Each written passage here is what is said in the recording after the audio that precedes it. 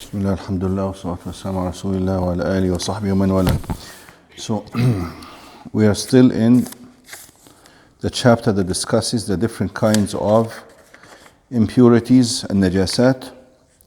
And the last time we stopped at discussing blood, because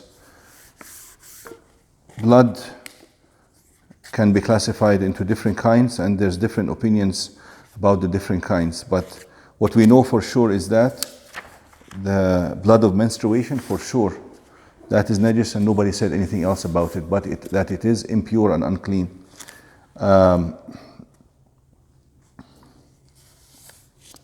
This is evidenced by multiple ahadith. فَاغْسِلِي عَنْكِ الدَّمْ وَصَلِّي. Prophet ﷺ instructed women when they asked him about menstrual blood to wash it. And of course they would do the ghusl and then also wash it and then they can pray. Also when a woman asked him about the menstrual blood coming on the clothing, he said, حُكِّيهِ بِضِلْعٍ وَغَسِلِيهِ بِمَاءٍ وَسِدْرٍ. الضِّلْع هو العود. He says you have to wash it very thoroughly and scrape it. They used to use something that is hard, like a piece of wood or even a piece of bone, to scrape it off, and they wash it with water. He instructed to scrape and to wash, and even to add sidr, which is the kind of soap they used, which is made out of these leaves. We talked about it before when he talked about washing his daughter who had died, doing the ghusl for her. He says اغسلنها بماء وسدر.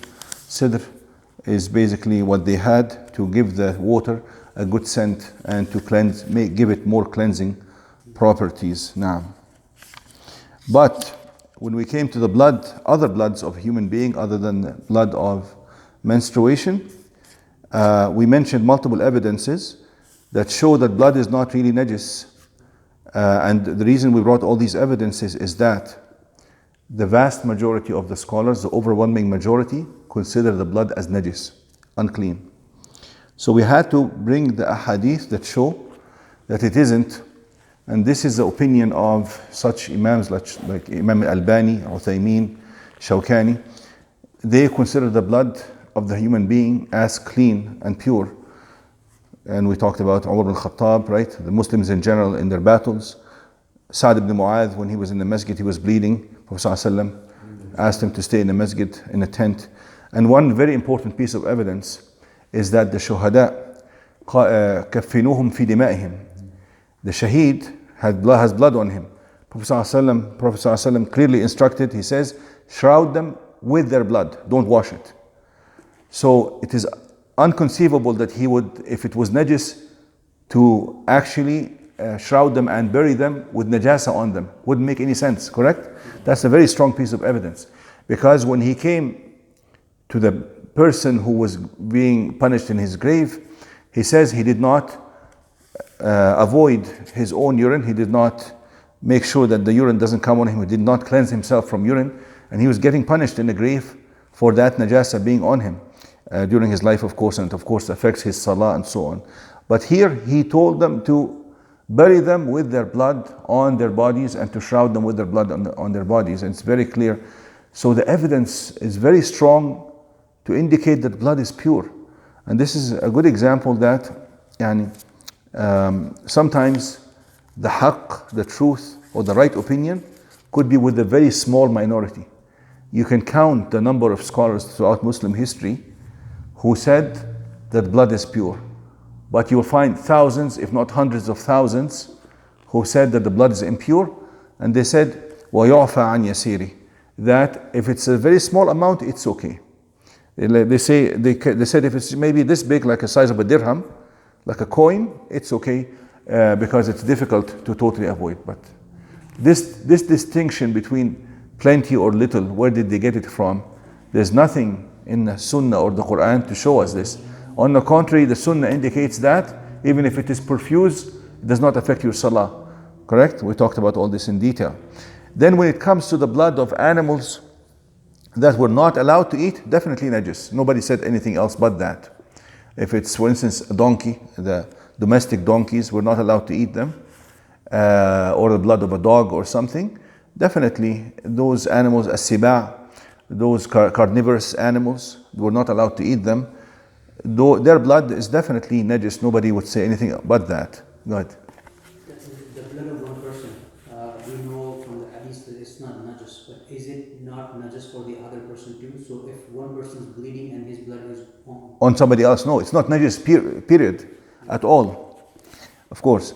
But when it comes to the blood of animals that we're allowed to eat, again, the overwhelming majority of scholars, even the animals we're allowed to eat, like the cow and the sheep and the goat, they said the blood is najis wa yu'fa an yasir. They said it is also the same thing they said with the blood of the human being, that it is unclean, impure, but if it's little amount, it's okay. And they added something else, that if it is the blood that is within the meat, not the one that gushes out, the blood that is left within the meat, then you handle the meat and it has blood in it, it comes on you, that is also tahir, that is also pure. So they made that distinction between the blood that gushes out when the animal is being slaughtered, that they call it damun masfuh, the blood that is spilled blood. So the spilled blood is najis, while the blood that's still in the organs, liver or heart, even within the heart, you can have a good amount of blood, they consider that as tahir. And then they said that the damul masfuh, the spilled blood, it is najis, is unclear, impure. But again, yu'fa an yasiri, if it's small amount comes on you, it is still okay, because it's very difficult, especially for those people who work in this kind of profession of slaughtering. But again, what is the evidence? What is the evidence? They used the ayah, قُلْ لَا أَجِدُ فِي مَا أُوحِيَ إِلَيَّ. Try to find me the number of the ayah, and the number of it's true, surah number 6, chapter 6, and the ayah maybe 149, and it's not 149, 140 something. قُلْ لَا أَجِدُ فِي مَا أُوحِيَ إِلَيَّ مُحَرَّمًا عَلَى طَاعِمٍ يَطْعَمُهُ. So the ayah says, Allah said to Prophet ﷺ, say to them, I don't find anything revealed in what is revealed to me that is forbidden to eat. إِلَّا أَنْ يَكُونَ مَيْتَةً, it is a dead animal, an animal that died without slaughtering, without ذبح. سورة الأنعام آية 145. 145, chapter 6. So remember this, chapter 6, 145. I do not find, if you can find me the translation also, get me the translation. I cannot find in what was revealed to me anything that is forbidden to eat, إلا أن يكون ميتة, a dead animal, أو دما مسفوحا, or spilled blood, أو لحم خنزير, or the meat of the swine, فإنه رجس, because it is unclean or impure. Now, because it is unclean or impure, does it refer to لحم خنزير only, or does it refer to all three? These three things mentioned: the spilled blood, the meat of the swine, and the dead animal. The verse number 1, the context of the verse talks about what is forbidden to eat, not talking about what is najis and what is pure, what is impure. This is number 1. So فَإِنَّهُ رِجِسٌ, it is impure. So they said that impure refers to all three. Go ahead. In Arabic, I don't follow in English. Okay, خلاص, I translate it. Yeah, can you read it in English? Say, I do not find within that which was revealed to me anything forbidden to one who would eat it, unless it be a dead animal, or blood spilled out, or the flesh of swine. Exactly. For indeed it is impure, or it be that it is slaughtered in disobedience, dedicated to somebody other than Allah subhanahu wa ta'ala. Exactly. So impure here, if you say that it is impure refers to all three, then all three are najis. We know that the meat of the swine, it is najis. We know that also the meat of the dead animal is najis. So the one in the middle is the spilled blood, is his najis. And that is almost a consensus between scholars on this matter, okay?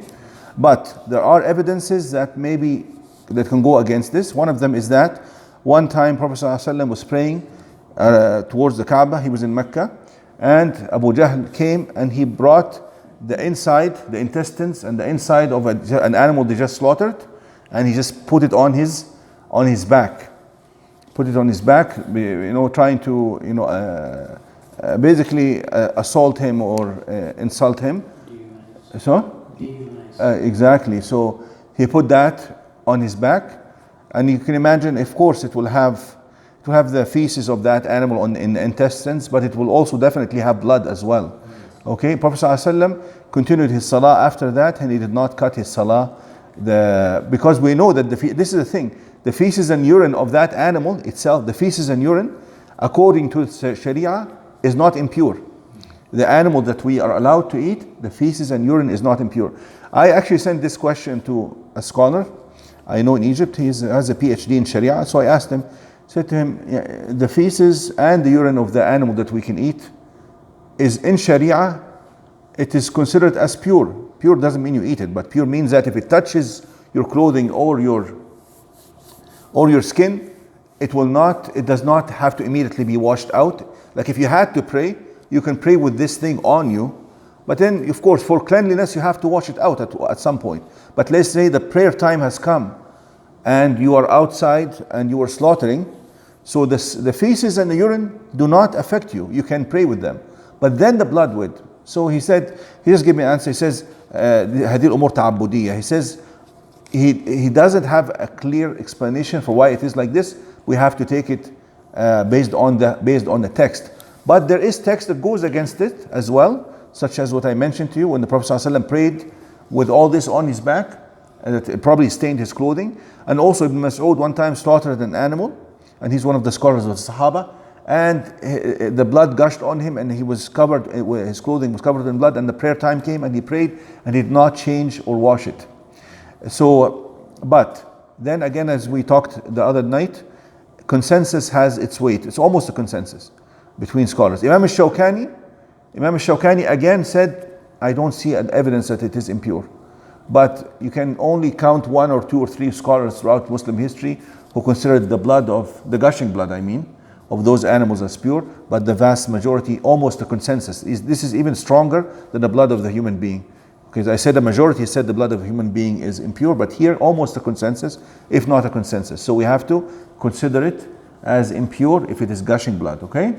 Okay, and yeah, we will finish here just for the sake of time, but you can ask a question. That verse that was just read now was referring to consumption. Exactly, that's another thing. So it's referring to consumption. Number 2, فَإِنَّهُ رِجِسٌ could mean the meat of the swine only. Because normally, when the description comes, it usually refers to the item just before that description, not to the all 3, okay? And of course, the other evidences from the hadith may indicate that as well. And also the fact that the Sharia has made the feces and urine as pure, while the blood is something that is usually cleaner, but still, I just have to tell you the consensus because we can't go against that, although we know that evidences may indicate otherwise. Yeah, okay. What is the question? The spilled blood, like when they were fighting with each other, when the Muslims were fighting the non-Muslims, and definitely some of the spilled blood. Exactly. But no, the spilled blood here, we're talking about the spilled blood of the slaughtered animals. But when we talk about the blood of the human being, they did not make the distinction between spilled or not spilled, okay?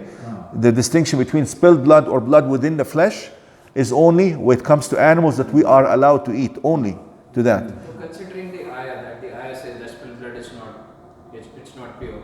And Yeah. still the one who died as a martyr, he wasn't washed it off. Like you cannot say the blood. But spilled blood in this ayah refers to the spilled blood of animals that are slaughtered, not the spilled blood of a human being, okay? Because it talks about eating it, right? So, لا أجد فيما أحيل, talk about consumption. So it's talking about animals that we're going to eat. Sheikh, even the word I think impure in the ayah, it refers to eating. It doesn't refer to. Exactly. That's the fourth reason. فإنه رجس can refer, as I mentioned to you, it doesn't have to be a material impurity. Could be a moral or spiritual impurity because it is committing an act or a deed that is disobedience to Allah. So any disobedience to Allah, the Sharia labels as rijis, unclean or filthy act. Okay, it's just like إنما الخمر والميسر والأنصاب والأزلام رجس. Allah says the khamr, the alcohol, والميسر. What is maysir? Huh? No. Maysir is a khimar. lots, drawing the lots, like lottery and this kind of thing. Wal-ansab means these idols and altars that they worship. Wal-azlam, the arrows, drawing the arrows to determine the future, for instance. They say, should I go on this trip or not? They draw the arrows and so on. So Allah said about these things, فَإِنَّهُ رِجْسٌ مِنْ عَمَلِ الشَّيْطَانِ. He called it rijs, the same word. Rijs, unclean. But we all know that these things are not physically unclean. The arrows are not physically unclean. The altars, if somebody touches them, he doesn't have to wash his hands, or the arrows, or the lottery, okay? And even the khamr, the alcohol is also considered pure according to the stronger evidence. We'll talk about this as well, because again, a big number of scholars say the khamr, the alcohol, is unclean, cannot touch you, but there's no evidence to support it. Just like the blood, you'll find multiple evidences that show that it is clean.